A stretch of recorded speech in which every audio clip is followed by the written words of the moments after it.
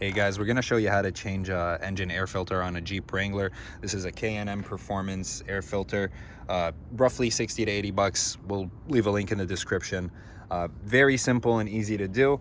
This is where you're gonna be doing the change. There's four. You could use a Phillips screwdriver, or you could just simply use a ratchet and a ratchet. Yeah. There's four each corner, and you're gonna just take them off.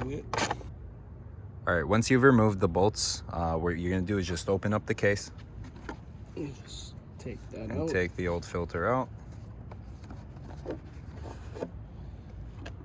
Squeaky clean. Yeah. You're gonna bring in the new filter. And it only goes the one way because of that tapered edge. All right. So tapered edge on the inside. It's gonna be like so. Done. And then align the holes together and put the screws back on.